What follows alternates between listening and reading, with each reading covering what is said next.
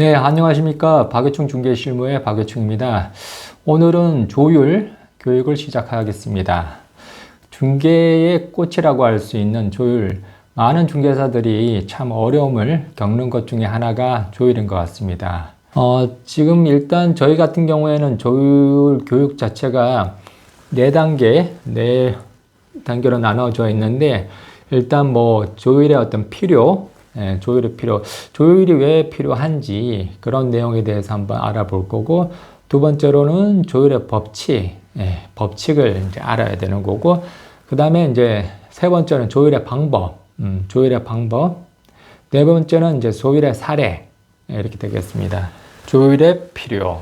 저희 어떤 수업 중에서 보면, 중개 프로세스 교육도 있긴 있는데, 아무튼 결국 중개사가 그 임대인, 임차인, 양자의 어떤 가운데에서 이제 조율을 해주는 역할인 건데, 사실상 임대인과 임차인이 다이렉트로 본인들끼리 어떤 중개 조율을 하지는 않지 않습니까?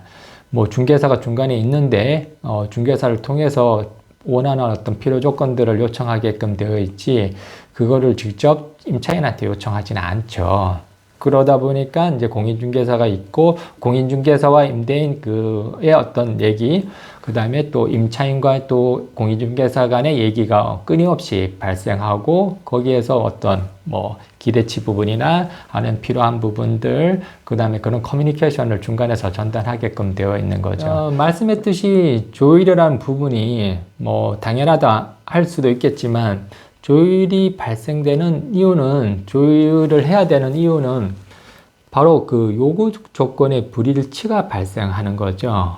결국은 어떤 게 일치를 한다, 동일하다, 그러면 굳이 조율이라는 게 필요 없지 않습니까? 그런데 이제 불일치가 발생하는 거죠. 내가 예를 든다면 1,000만 원을 원했다. 그런데 상대편은 900만 원을 원했다. 그런 어떤 차이가 발생하는 거지 않습니까? 우리는 초보 공인중개사니까 그런 어떤 불일치가 어떤 게 발생하는지를 한번 알아보도록 하겠습니다. 바로 화면에 나와 있듯이 가격, 그 다음에 입주 시점, 잔금 일정, 시설적인 부분, 용도적인 부분, 사용 공간에 대한 부분, 주차에 대한 부분, 이런 것들 로 인해서 불일치가 발생하는 겁니다. 물론 이것 말고 더 많은 것도 있을 수 있습니다. 그렇지만 대부분 이거 어떤 범위 내에서 이제 발생하게 되는 겁니다. 조율의 법칙. 참 이 부분은 정말 경험에 의해서 많이 터득되는 것 같습니다. 첫 번째, 우리는 판사가 아니라 중개사다. 많은 분들이 착각 속에 빠지는 것들 중에 하나가 바로 이겁니다. 우리는 중개사입니다. 우리가 당연히 중개사 아니냐라고 할 수 있겠지만, 중개사, 그 중개사의 뜻이 무엇일까?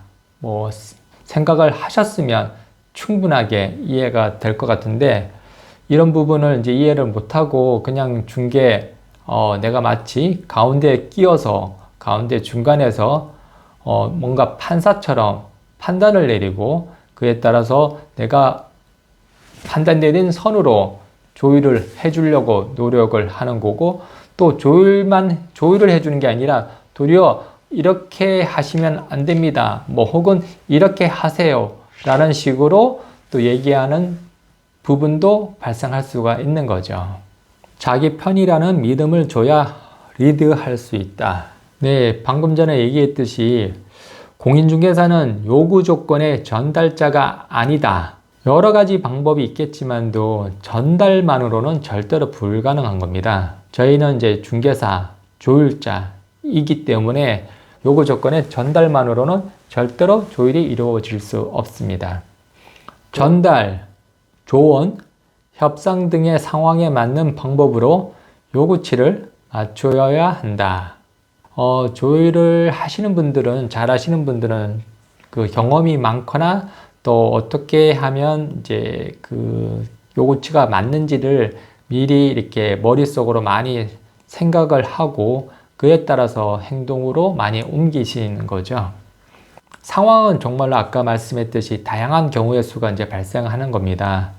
그 다양한 어떤 경우의 수가 이제 발생하는데 그 과정 속에서 단순하게 이제 그 협상만을 뭐 조율이라는 부분을 통해서만으로도 불가능한 거고 또 전달이란 방법만으로도 불가능한 겁니다.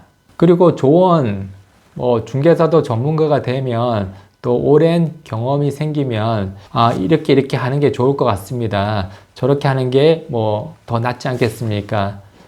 제가 뭐 거꾸로 뭐 저에게 뭐 물어본다면 저 같은 경우에는 이렇게 해 드릴 수 있습니다. 라고 동일한 조언도 뭐 부드럽게 얘기할 수도 있고 혹은 야 이렇게 하는 것보다 저렇게 하는 게 훨씬 더 좋을 것 같습니다. 사장님 저를 믿고 이렇게 한번 해보시죠. 라고 뭐 좀 강력하게 얘기를 할 수도 있겠지만 뭐 조언을 하는 방법을 통해서 협상을 할 수도 있는 거고 조율을 할 수 있는 거죠. 이와 같이 다양한 방법을 통해서 저희는 이제 조율을 할 수 있다는 겁니다. 감정을 조율하기 위해 축소 과장이 필요하다. 결국은 이제 어떤 이제 의미 부분이 전달이 되는 과정 속에서 이 부분이 결국은 심각하고 심각하지 않고 부분들이 느껴져야 되는 거고 그것을 느껴야지만 이 액션 부분이 행동 부분으로 넘어갈 수가 있기 때문에 필요에 의해서 우리 부분은 이 조금 축소든 과장이든 그런 부분이 필요하다는 말씀을 드리고 싶습니다. 여기까지 1교시 교육을 마치고요. 조율의 방법이 있긴 있는데 사실상 그 오프라인 교육 같은 경우에는 중간중간에 뭐 질문이나 또 그 질문 과정에 또 조금 더 이해가 되지 않은 부분들을 좀 설명을 해 주기 때문에 시간이 조금 더 오래 걸리지만 오늘은 이제 영상 통해서만 이제 교육을 하다 보니까 시간이 조금 짧게 걸린 것 같습니다. 아무튼 여기까지 1교시 마치도록 하겠습니다. 고맙습니다.